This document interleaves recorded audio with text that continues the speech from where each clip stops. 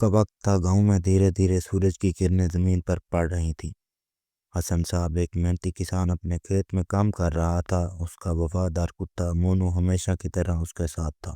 حسن صاحب نے کھیت کی بیچ میں رک کر مونو کی طرف دیکھا اور مسکرا کر کہا، چلو مونو، آج کھیت میں اچھی پیداوار ہو، ہمیں محنت کرنی ہوگی۔ مونو نے خوشی سے دم ہلائی اور حسن کے قریب قدموں کے گرد گھومنے لگا۔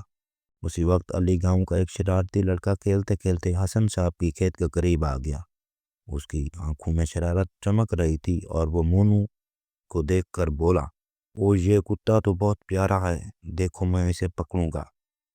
حسن صاحب نے ہنستے ہوئے علی کی طرف دیکھا اور نصیحت کی، بیٹا یہ کتا صرف وفادار ہے، اسے ڈراؤ گے تو برا لگے گا۔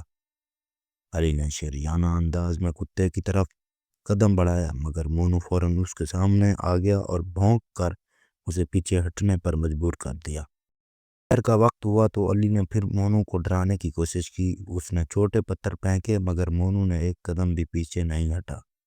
وہ صرف حسن صاحب کے قریب کھڑا رہا، وفاداری کا مظاہرہ کرتے ہوئے۔ حسن صاحب نے علی کی طرف دیکھ کر کہا، بیٹا کسی پر ظلم کرنے سے بہتر ہے کہ ہم دوسروں کی مدد کریں۔ دیکھو مونو صرف ہمیں بچا رہا ہے، اس طرح تمہیں بھی دوسروں کے ساتھ اچھا برتاؤ کرنا چاہیے۔ علی شرمندگی سے بول پڑا، مجھے معاف فرما دیں، میں اب کبھی کسی کو ڈرانے نہیں آؤں گا۔ شام کا وقت، گاؤں کے نزدیک ندی کے کنارے بچے کھیل رہے تھے۔ علی کھیلتے کھیلتے ندی کے قریب گیا اور اچانک اس کا پاؤں پھسل گیا۔ وہ پانی میں گرنے والا تھا۔ مدد کرو پکارا۔ اس کی چیخ سن کر حسن صاحب دوڑتے ہوئے آئے اور مونو فوراً ندی کی طرف بھاگا۔ انہوں نے علی کے قریب جا کر اسے پکڑا اور حسن صاحب کی مدد سے علی ندی سے باہر نکالا گیا۔ علی ہنس کر بول پڑا، شکریہ، میں آج سیکھ گیا کہ مونو اور حسن صاحب کی وفاداری اور مدد بہت ضروری ہے۔ رات کے وقت حسن صاحب، علی اور مونو کھیت کے کنارے بیٹھے تھے۔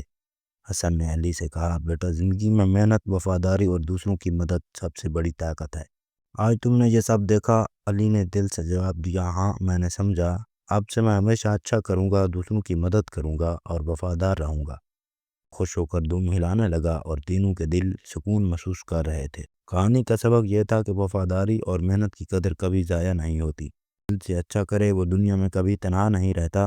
حسن صاحب کے کھیت کی محنت، مونو کی وفاداری اور علی کی غلطیوں سے سیکھنے کی کہانی نے گاؤں کے بچے اور بڑوں کے دلوں میں ایک پیغام چھوڑ دیا۔ گاؤں کے لوگ بھی وقتاً فوقتاً حسن صاحب، مونو اور علی کو دیکھ کر کہتے، یہ تینوں ایک مثال ہیں سچائی، وفاداری اور محنت کی۔ علی بھی اب حسن صاحب اور مونو کے ساتھ کھیت میں کام کرنے لگا اور گاؤں کے بچوں کو اچھے اخلاق سکھانے۔ مزید نئی ویڈیوز دیکھنے کے لیے ہمارے چینل کو سبسکرائب